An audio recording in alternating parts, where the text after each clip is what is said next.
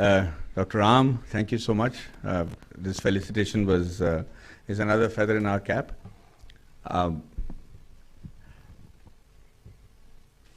Every time I go to a meet and I talk, everybody expects me to give a motivational talk. Thanks to this video that you uploaded onto YouTube.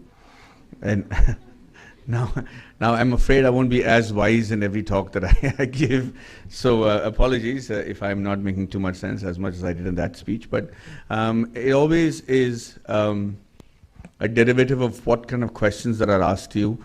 And it's always important for people who speak to know the mood and the profiling of the people that he's speaking with before he starts to make sense. So most of the times I generally like to speak less, and I'd like the questions to be fired at me so that I know what it is that you're expecting from this afternoon.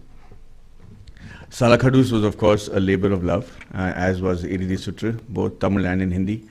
It was, whenever you try to break the lines, you try to surpass the boundaries that are usually set by the higher-ups, the older people, the wiser men in your society, or in the field of profession that you're in, the resistance is going to be very, very tough, simply because there is this Aristotelish feeling of, say, hey, we've been there, we have done that, we know what we are saying, so listen to us. This will not work. That's the generation of achievers who have achieved what they have done several years ago.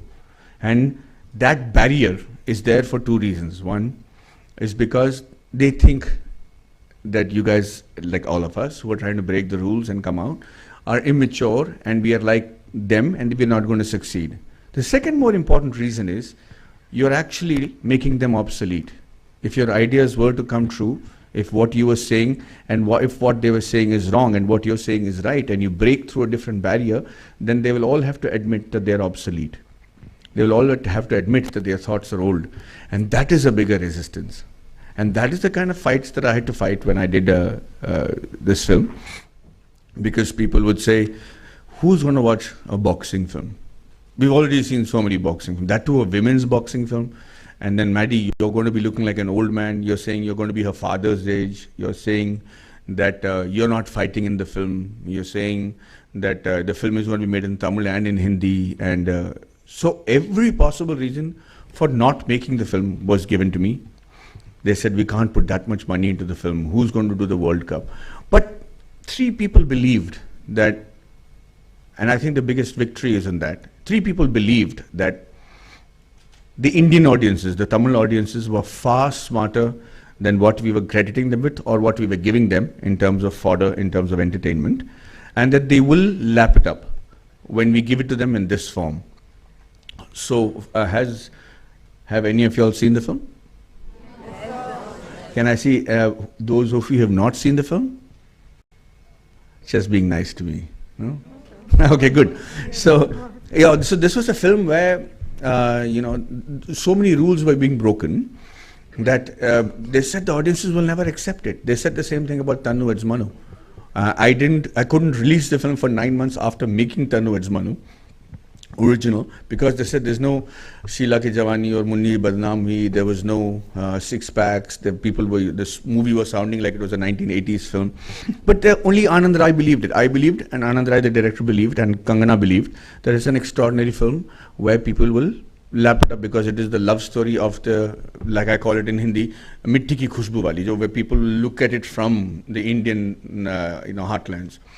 Until then, all the love stories were what Yash Raj showed us, and everything, all the love stories are happening in the US, and like we never had any love stories in India. So I was very against that.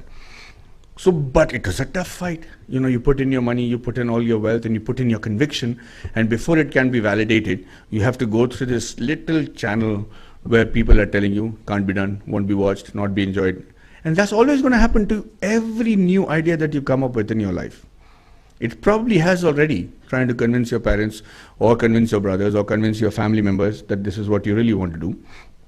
And this is going to be a battle that you're going to fight all your life. So I think you should just get your weapons ready and understand. I think understanding the fact that there will be resistance from the most important quarters is the first battle that you've won. Understand that there will be. And if everybody is against an idea. Not, I'm not talking about if they're against the way you're drinking and falling over every night. That's not what I'm talking about. I'm saying not with your lifestyle problem, but if you have an idea that you really believe in and you see it's coming from your very soul, it's coming from deep within you, and people are resisting it for no apparent reason, then know that you have something very important in hand and pursue it. I came to a point in my life with this film where I wasn't able to find a producer. I don't recall if I said this in Coimbatore, but I'm going to tell you this very important moment. At 45, yeah, you know, you keep learning all the time. So I came to a point where I gave up. I was training for 11 months in the US and another 8 months to learn how to box in Los Angeles and Chicago. And I was staying at my friend's place, whose name is Paresh Gelani, who's like a brother to me. And we got along really well. This guy's, you know, almost my age, but he's retired, and he sold his last company for some 900 million US dollars. I think he's one of the forefathers of AI in the US, and he is extremely successful, extremely wealthy, and knows the who's and who of the world. But I stayed with him, and I really had a good time to just brush up against all that he had learned as a businessman.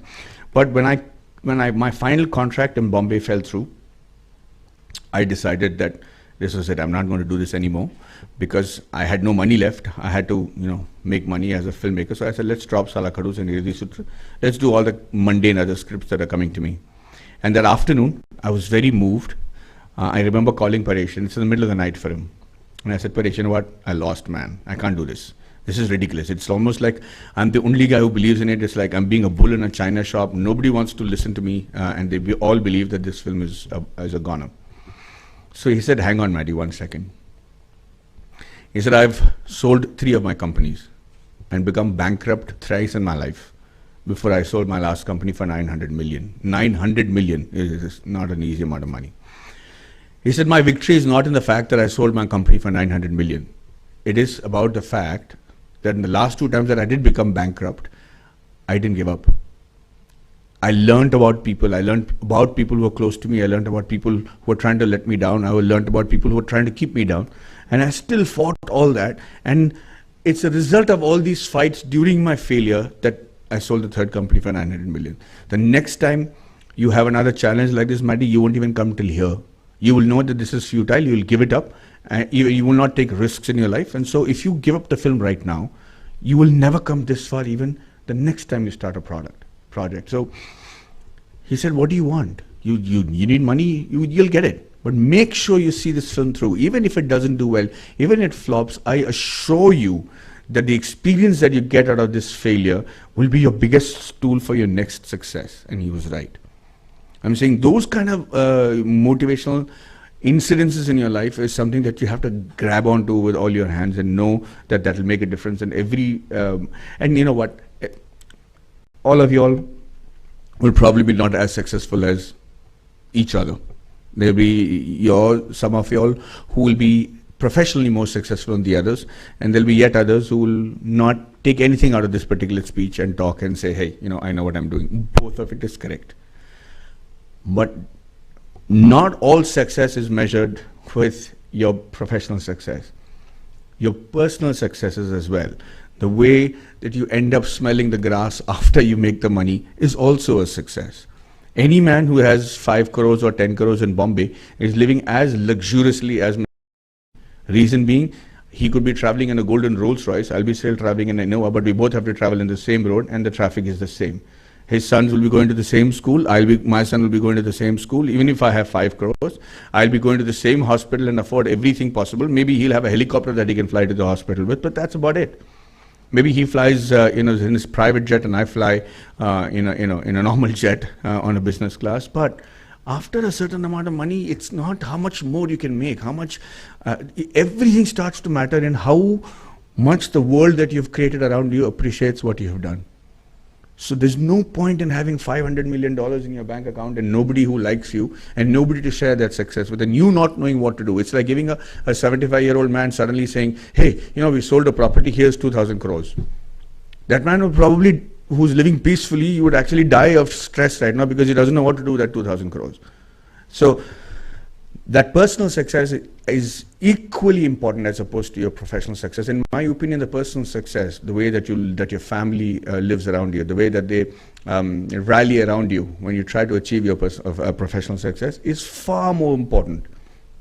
And so do not compare yourself with what I would call temporary setbacks and temporary comparative scales as opposed to your colleagues, because that is not the be all. In fact, I was a very bad student in school. In fact, I barely passed in college, and that is the truth of the matter. But everybody has a complaint against me from school and college because they keep saying, Salah, you're the only guy who always had fun, who always had masti, who everybody's parents said will never make anything, he'll become a badmash, he'll be out of a job and he'll not have a job in his hand. And today I'm really enjoying my life more than any of those guys, simply because I believed in what I was doing.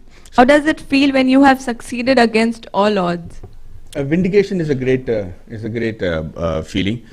You feel, but once you achieve a large amount of success, the first thing that I do when I have a success or a failure is enjoy that or regret that for that one day, and I quickly wash myself off that feeling for the next day. I come back to being a student. So a big success is, especially against all odds, it can be a double-edged sword, because you can dwell on it for the rest of your 6 months and lose the race, or just acknowledge the fact that your convictions have been proved and move on to the next project. Thank you very much. Thank you, Dr. Ram. Thank you, Jay.